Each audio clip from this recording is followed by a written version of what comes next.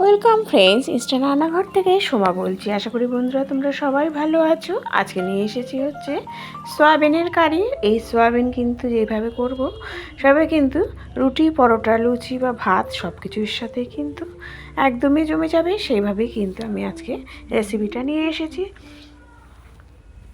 দেখতে থাকো তোমরা কিভাবে আমি সয়াবিন রান্না করছি। প্রথমে কিন্তু দেখো নিয়েছি হচ্ছে সয়াবিন নিউট্রেলারি সয়াবিন নিয়েছি, একটু ছোট সাইজের যেগুলো হয় সেই সয়াবিন দিয়ে কিন্তু আমি রান্না করব আজকে রেসিপিটা। দেখো সয়াবিনটা বয়েল করে নিয়েছি, আর দেখো হাত দিয়ে কিভাবে একদমই ভেঙে যাচ্ছে, মানে বেশ নরম হয়েছে। এইভাবেই কিন্তু সয়াবিনটা খেতে বেশি ভালো লাগে। আমি প্রথম থেকেই কিন্তু আমার যত রেসিপি আমি দেখেছো আমি কিন্তু ভীষণই তেল কমে রান্না করি। যারা তেল কম একটু রান্না করতে ভালোবাসো তারা অবশ্যই আমার একটু রেসিপিটা দেখে লাইক কমেন্ট করো এবং পাশে থেকো। আর নতুন যারা আছো তারা বেল আইকনটা একটু প্রেস করো। দিয়ে দিলাম হচ্ছে আলুগুলো ভাজতে বসিয়ে দিয়েছি, একদমই গোটা জিরে ফোড়ন দিয়ে। সেরকম আর কিছুই কিন্তু এখন দেবো না। এরপরে কি কি দিচ্ছি এক এক করে সব তোমরা দেখতে থাকো। আলুটা যখন 50% ভাজা হয়ে যাবে তখন আমি দিয়ে দেবো হচ্ছে এই সয়াবিনটা, বয়েল করা সয়াবিনটা কিন্তু আমি আলুর সাথে একটু ভেজে নেব। আর সয়াবিন কিন্তু ভেজে নিলে বেশ ভালো লাগে। এই ভাজতে ভাজতে আবার আলুটাও কিন্তু অনেকটাই সেদ্ধ হয়ে যাবে।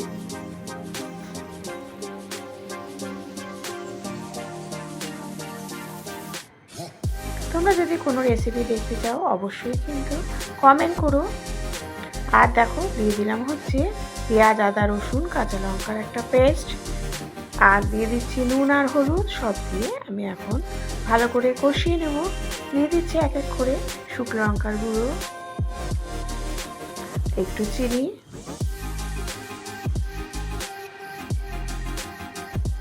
আর দিচ্ছি হচ্ছে টমেটো সস দেবে, তাহলে খেতে ভালো লাগবে। আমি ইউজ করছি কিষানের টমেটো সস।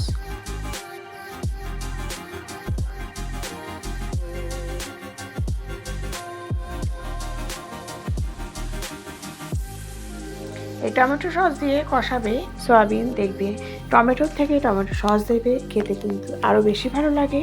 দেখো অনেকক্ষণ ধরে কষাতে কষাতে একটা মাখো মাখো ভাব চলে আসবে, তখন কিন্তু আমি দেব গরম জল দিলে পরে কিন্তু খেতে ভালো লাগে, কারণ তাপমাত্রাটাও ঠিকমতো থাকে।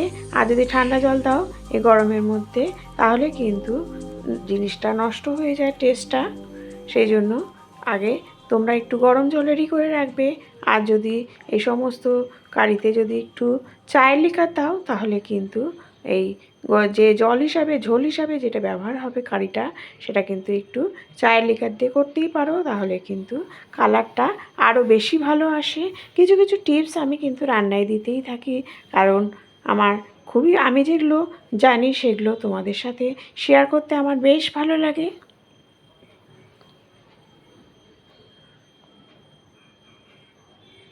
একটু দিয়ে দিলাম হচ্ছে গরম মশলা, ব্যাস। আর নামানোর সময় দেব একটু ঘি।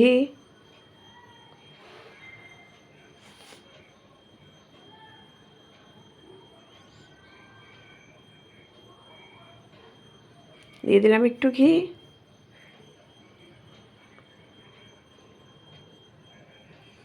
ব্যাস রেডি হয়ে গেল সয়াবিন কারি।